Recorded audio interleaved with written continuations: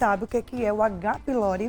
Recentemente, o cantor Natanzinho anunciou a pausa na carreira por conta dessa bactéria. E o Gastro José Spinelli, ele está aqui hoje para explicar um pouquinho para a gente sobre este tema. E é claro que você é o nosso convidado para participar do nosso programa, mandando sua pergunta, suas dúvidas. Pode tirar dúvidas a partir de agora, tá? 981457570. Simbora, corre e participa do nosso programa junto conosco. Tudo bom, doutor? Seja bem-vindo aqui ao nosso Manhã da Obrigado pela oportunidade.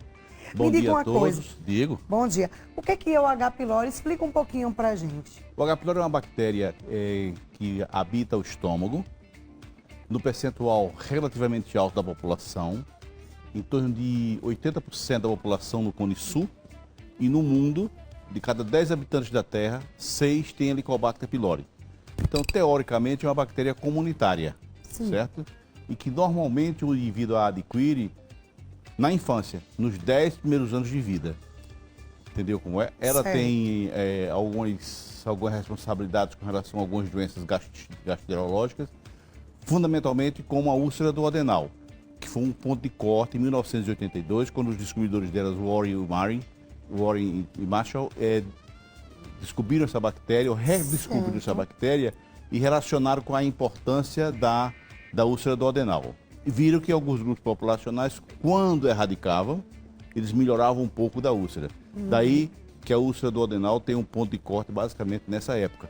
Também com a descoberta das medicações que inibem a secreção do estômago. A cimetidina na época, a ranitidina e outras medicações que foram utilizadas nessa época para combate a úlcera do adenal. Maravilha. Como é que é tratada essa doença? Essa bactéria, a bactéria, você tem que ter... há alguns tempos atrás, a bactéria era tida como um ponto extremamente maléfica para o organismo. Só que com o passar do tempo, se observou que essa questão de ser extremamente maléfica começou a ser modificada. Por quê? Porque se impunha ao Helicobacter pylori a questão do câncer gástrico, que era o terror da população. Sim. Então você tinha Helicobacter pylori, o paciente chegava no consultório, doutor, eu tenho Helicobacter pylori, eu quero tratar porque eu posso ter um câncer de estômago. Só que isso, na realidade, é uma coisa muito relativa. Raciocine que uma prevalência de 80% da população no Cone Sul, 60% da população mundial, se essa bactéria desse câncer de forma aleatória, a população toda tinha câncer. Todo mundo tinha. Correto, entendeu? Eu acho que caso não trate, né, adequadamente. Não é exatamente, não é exatamente isso. Isso vai depender, porque na realidade hoje se observa que o Helicobacter pylori ele não é responsável direto pelo câncer. Ele é um cofator. Você além tem que levar a história familiar, a questão de alimentação, entendeu como é? Hábitos de vida. Então você tem alguns locais no mundo que a prevalência de câncer gástrico é alta, com a coexistência do Helicobacter pylori, especialmente com um gene chamado KGA. Ele fica extremamente agressivo, entendeu como é? Para a produção de câncer gástrico nessa população asiática. Então os estudos que mostram esse aspecto de câncer de maior intensidade é nessa região asiática. E se observa hoje, tem se observado que a incidência de câncer gástrico tem caído no nível mundial. Por exemplo, eu não me lembro, faz muito tempo que eu peguei um câncer de gastro de estômago no consultório, graças a Deus, certo? Isso denota que está havendo uma diminuição por conta de quê? Hábitos alimentares, entendeu como é? Porque a gente sabe que tem alguns alimentos que podem ser responsáveis pela produção do câncer, especialmente, por exemplo, os alimentos salgados, muito condimentados, que se usava muito como preservativo na conservação dos alimentos.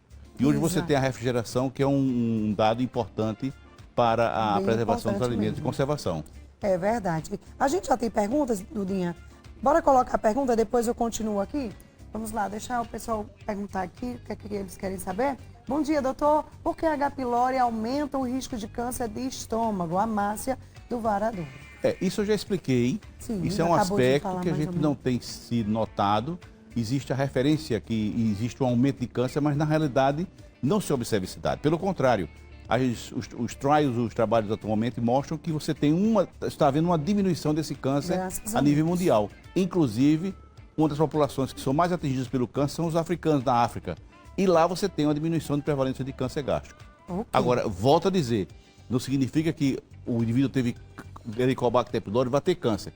O câncer seria um cofator associado a outros fatores que podem conduzir ao câncer, certo? Certo, muito bem. Sintomas, o que, que a pessoa começa a sentir? Veja um detalhe, sintomas de Helicobacter pylori é uma coisa extremamente, habitualmente não existe. Certo. O Helicobacter pylori é um achado de exame quando você faz uma endoscopia, quando você faz alguns exames indiretos, certo? Não invasivos, e você detecta a bactéria. Que são exames que são feitos rotineiramente quando se faz uma endoscopia. Agora, dá sintomas. Quem teve sintomas foi o descobridor da bactéria. Sim. Porque ele fez um extrato da bactéria e ingeriu para ver se tinha algum sintoma. De forma aguda. Mas no contexto geral, a gente não observa essa relação sintomas, a não ser alguns autores acham que tem sintomas vagos, as queixas de dolorimento, de extensão abdominal. Mas isso é uma queixa dispéptica, sem nenhuma especificidade para a questão do Helicobacter pylori. Então o diagnóstico ele é feito através da endoscopia. Um dos métodos, que é o teste de urease. Certo. Você pode fazer a endoscopia, tirar um fragmento do estômago para fazer o histopatológico. Certo. É outra maneira. Você tem os métodos não invasivos, que são algumas vezes usados. O teste sanguíneo, por exemplo, esse teste ele é feito só mais como um screener para ver a incidência da doença na população. Ele não serve como diagnóstico básico. Porque se o indivíduo, por exemplo, teve Helicobacter pylori e tratou, se ele faz o teste sanguíneo, pode dar positivo. Então você tem pesquisa de anticorpos nas fezes, você tem o teste respiratório com ureia marcada, entendeu como é? Maravilha. Doutor, tem mais uma pergunta aqui, Dudinha? Fica à vontade. Vamos colocar mais uma pergunta? Bom dia, doutor. Eu já tive H. pylori. Mesmo tratando a doença, ela pode deixar sequelas? O David Alves. Habitualmente. Obrigada, David. David, bom dia. Habitualmente, se você trata e confirma a erradicação, automaticamente isso implica que você não tem mais o Helicobacter. Certo. Totalmente ele não deixa sequelas com relação ao organismo, tá entendendo? Ao nível do estômago. Maravilha. Tem cura, doutor? Tem cura sim. Mas pode voltar? Pode. A erradicação da bactéria, hoje a gente tem uns trabalhos mostrando que você tem que ter um bom senso para erradicar a bactéria. Você não pode erradicar a bactéria de forma aleatória, certo? O paciente chegou com Helicobacter pylori, tem que ser tratado. Não. Por que isso? Porque se observa que hoje em dia a bactéria não tem um potencial tão maléfico como se tinha antigamente. Hoje se admite que o Helicobacter pylori pode ser uma bactéria que pode melhorar a imunidade da microbiota intestinal, que é exatamente as bactérias que nós temos no intestino, ela contribui para melhorar esse equilíbrio. E você tem um outro aspecto. Quando você erradica uma bactéria do estômago, você pode ter invasão de outras bactérias que podem ser mais agressivas, que podem produzir nitrosaminas, e aí esses elementos podem ser produtores de câncer. O tratamento em si é um tratamento, hoje em dia, antigamente nós fazíamos com 7 dias, hoje são 14 dias. Então você tem que, volto a dizer, você tem que ter um bom senso e observar que se aquele paciente vai se beneficiar com a erradicação, porque são 14 dias com 2 antibióticos. E sabidamente isso vai agredir a microbiota intestinal, podendo levar a uma desbiose. Maravilha. Daqui a pouquinho a gente vai colocar um vídeo aqui, viu, Dudinha? Já prepara o vídeo depois dessa pergunta. Daqui a pouquinho vamos colocar a próxima pergunta e já prepara o vídeo do Natanzinho, só para a gente poder comentar um pouco mais aqui sobre isso, tá? Coloca a próxima pergunta aqui. Bora lá. Bom dia, doutor. Eu estava com gastrite, mas evoluiu para a úlcera. Como tratar? Nascimento de João Pessoa. Obrigada, Nascimento. Veja o detalhe, a questão de gastrite para evolução de úlcera, essa ocorrência não tem fisiopatologicamente determinada. Gastrite é uma coisa, a úlcera é outra, são fisiopatologias diferentes. Então, se você tem úlcera, você tem que tratar a úlcera como um paciente portador de úlcera. Agora, tem que observar se ele tem Helicobacter, porque a gente sabe que o Helicobacter pylori, em algumas situações, especialmente os pacientes que são portadores de úlcera duodenal, eles podem ter o Helicobacter como um cofator para facilitar a reabertura da úlcera duodenal, ou a úlcera gástrica, e outras situações que a gente tem causadas pelo Helicobacter pylori. Por exemplo, o linfoma malte, o câncer precoce de estômago. A questão é que quando você tem numa família o Helicobacter pylori com câncer, você tem que ter um pouco de cuidado para reavaliar melhor essa população.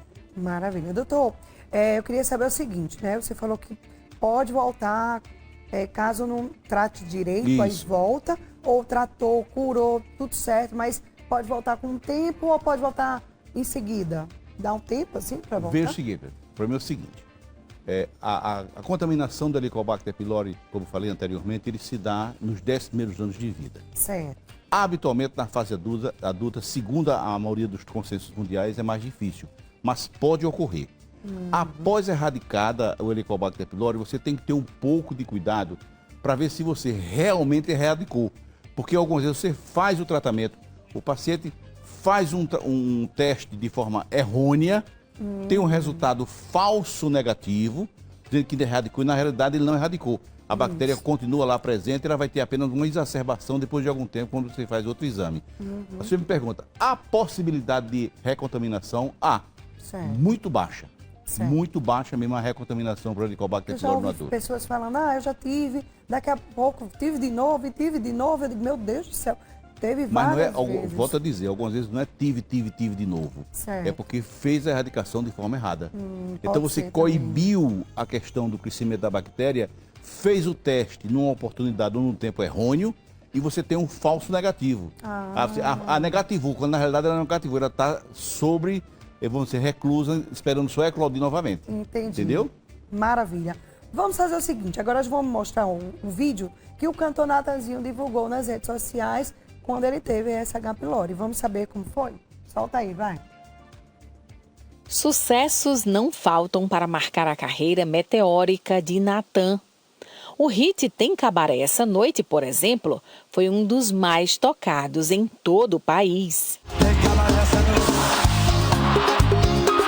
E tem cabaré essa noite. E tem cabaré essa noite.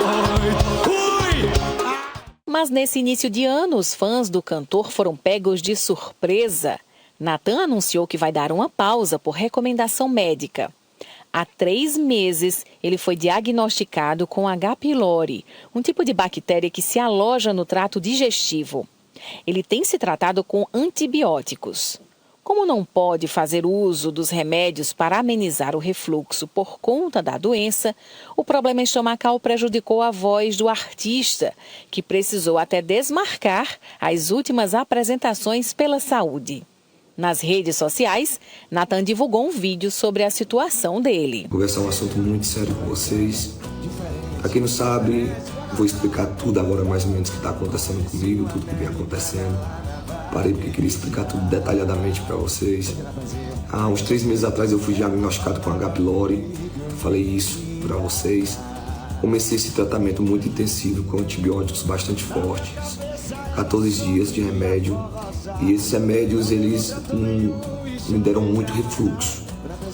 E os remédios que eu estava tomando para refluxo, eu não conseguia administrar durante esse tratamento com antibiótico da H. pylori. Isso me causou bastante edema, bastante inchaço nas minhas cordas vocais. Esse é um dos elos dessa corrente. São várias causas. E aí eu acabei me prejudicando em bastante momentos de shows que eu estava fazendo durante cada estado. Eu chegava no show com a voz perfeitamente bem, com a fonoaudióloga direto do meu lado, a doutora Vanessa, e com 20 minutos, 30 minutos de show, minha voz sumia totalmente, do nada. Não conseguia cantar, não conseguia voltar. Tem um vídeo aqui que é tipo meia-noite e 15 eu cantando com a voz e meia-noite e 16 eu sem voz nenhuma. Então é inexplicável. A gente meio que se assustou porque a gente não sabia o que estava causando isso, sabe? Um dos elos, como eu disse, da corrente é o refluxo. Esse é o momento de parar, esse é o momento de me cuidar, é o momento de se juntar com as pessoas que estão me acompanhando, os médicos que estão me acompanhando, para ver realmente qual o tratamento a fazer. E eu quero voltar para vocês seguro, eu quero voltar para vocês quando eu estiver com a voz 100%, cantando, levando essa alegria que vocês sempre vão ver, como eu sempre disse, aqui dentro do coração, através das minhas músicas. E está bem, me cuidar, ver cada ponto, se é um ponto alérgico, se é ponto de refluxo, cuidar com fono, mas só voltar bem. Então peço aqui a compreensão de cada um de vocês, que me ajudem, me abracem nessa causa, que realmente ama, que realmente entende, os fãs que estão comigo. Vou mostrar o tratamento todo para vocês durante esses dias, para o Natanzinho voltar 100%, como o Natanzinho sempre é alegre, nunca me deixei baixar a cabeça, nunca deixei também a oportunidade de passar por minhas mãos e eu não aproveitar um sonho de infância.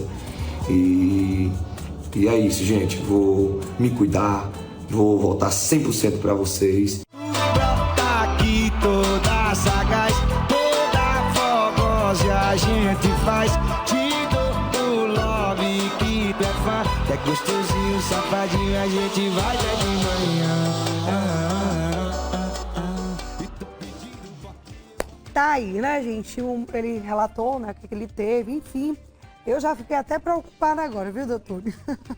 Eu tive também, gente, H. pylori, até vou relatar o meu fato aqui também. Fui fazer uma endoscopia, achei que eu ia ter só gastrite, refluxo, né?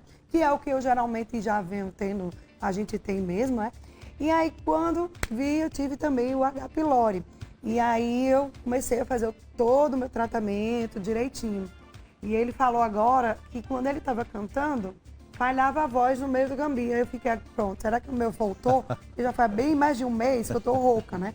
Eu disse, Jesus do céu, que falou que falha a voz. Tem isso também, doutor? Não. Essa falha da voz é devido a isso? Veja um detalhe.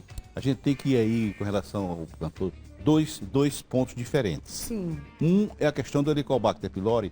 Ele realmente fez uma referência aí de sintomas que ele apresentou na vigência do tratamento, que certo. pode ocorrer em função da medicação utilizada, especialmente dos antibióticos. Certo. Existem uns antibióticos que a gente usa, que é a calitromicina. A calitromicina ela tem uma ação, vamos dizer assim, com muita sintomatologia digestiva, porque é um nitrosamínico.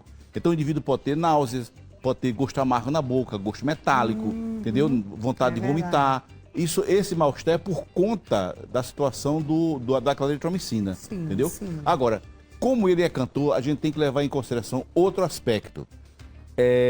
Para a questão de rouquidão, ele está cantando e falta a voz no meio do show, isso tem muito a ver, provavelmente, com refluxo. Também. Um refluxo não controlado. Porque muita gente acha que refluxo se restringe à questão de azia e regurgitação. Não é. Você pode ter o que a gente chama de doença de refluxo laringofaringeu, que pega a laringe e que aí, o que é que ocorre? Ele leva a ter tosse, pigarro, rouquidão, irritação de garganta. O indivíduo, por exemplo, acorda de madrugada com sensação de sufocamento. Tudo isso pode ser em referência ao refluxo. E especialmente, eu sempre digo que existem algumas profissões que voz é um instrumento de trabalho.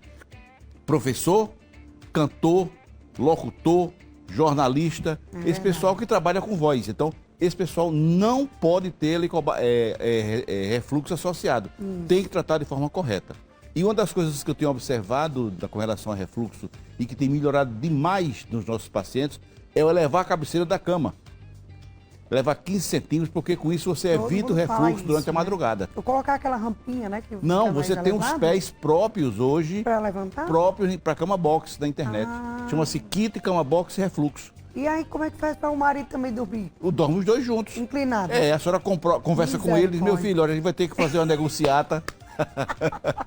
É complicado, né? Não, é nada, não. Mas enfim, como se prevenir, doutor, dessa olha, bactéria? A prevenção do Helicobacter pylori, na realidade, fundamentalmente, é uma doença de terceiro mundo. É uma é questão de higienização. Quando você tem saneamento básico de boa qualidade, água de boa qualidade, uma infraestrutura de moradia boa, a possibilidade de contaminação é muito menor. Baixa, né? Tem um colega nosso no Piauí que fez um trabalho mostrando exatamente isso. Ele pegou a população diferenciada e pegou a população periférica. O que foi que ele encontrou? Na população mais diferenciada, o índice de Helicobacter pylori era mais baixo.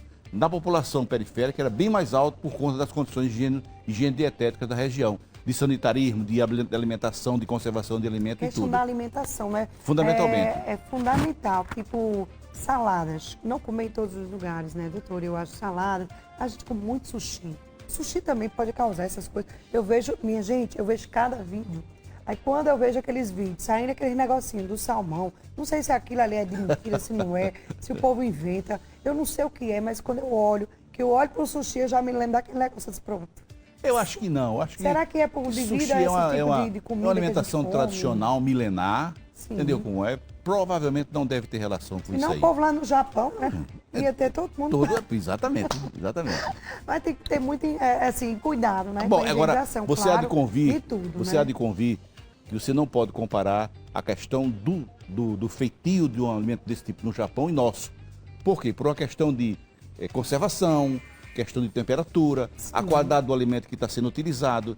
Infelizmente, existem alguns empresários que pensam só em ganhar. Então, ele não pensa na conservação. Ele não quer passou da época, não, vamos ver se a gente dá um jeitinho aqui para a gente aumentar a produtividade. Não é assim. Isso, algumas vezes, é que prejudica a população, a alimentação dos nossos pacientes. Maravilha, doutor. Muito obrigado por sua participação aqui no nosso Manhã da Gente. Quero agradecer a você de casa que participou junto conosco também aqui, mandando sua pergunta. E é assim, gente, fiquem à vontade para participar do nosso programa todos os dias aqui, porque o programa é feito para vocês, né? Para vocês tirarem dúvidas, né, doutor? Com certeza. A gente está aqui para levar informação e, claro, tirar as dúvidas de todos vocês. Muito obrigada, viu? Só até de Cajazeiros mandou pergunta também, que legal. Obrigada também, viu, doutor? Nada. Não deu para colocar todas as perguntas aqui, porque nosso tempo é bem curtinho. Ok. E eu quero só dizer mais uma coisa. O Helicobacter pylori não é uma coisa tão maléfica como a população acha. Certo. Eu acho que você tem que ter consciência de observar e é um profissional qualificado para ele lhe orientar de forma adequada como constatar e como evoluir com relação a esse Helicobacter pylori. Basicamente isso. Para não se apavorar. Porque muita gente fica apavorado, né? Fica mesmo, né? Eu mesmo fiquei apavorada quando Com certeza. Minha gente, fiquei tão apavorada que eu disse, tenho que fazer o tratamento bem certinho. Meu Deus, eu tenho que fazer esse tratamento certinho. Com quanto tempo? Só pra gente finalizar mesmo aqui, com quanto tempo você tem que fazer uma outra, tipo, endoscopia? Veja um detalhe. Isso é outro aspecto que a gente tem que ver. Você fez o tratamento, por exemplo, o paciente tem úlcera do adenal, confirmado com Helicobacter, ele faz o tratamento. Não precisa fazer nova endoscopia para ver se recurou a úlcera. Faz um exame de sangue? Não tem problema. Não há necessidade de você, por exemplo, fez uma erradicação de bactéria hoje, daqui a 3 meses você fazer a endoscopia. Não precisa essa confirmação. Isso ocorre de forma aleatória. Quando você fizer uma outra endoscopia, você observa. Embora que você tenha métodos que você pode confirmar a erradicação. Por exemplo, nós tínhamos aqui em João Pessoa um método extremamente importante chamado pesquisa de antígeno fecal do Helicobacter pylori. Se eu não me engano, alguns laboratórios já estão fazendo esse exame. Então, em você fazer uma endoscopia, você faz a pesquisa do antígeno fecal. E tem uma especificidade muito alta. Como também o teste respiratório com ureia marcada, que lamentavelmente é um exame muito caro e não existe em todo canto. Entendeu? Muito bom. Nada. Obrigada, doutor, por sua participação aqui. Volte mais vezes, muito obrigado pela oportunidade. Estou disposto estou me dispondo a qualquer dúvida que queiram tirar. Podem me ligar, podem observar. Pode soltar meu e-mail e aí, se quiser, é só mandar que eu tento responder dentro das minhas condições. Maravilha, tá bom? Viu? Obrigado, você é muito simpático, viu? Volte mais vezes. Obrigado.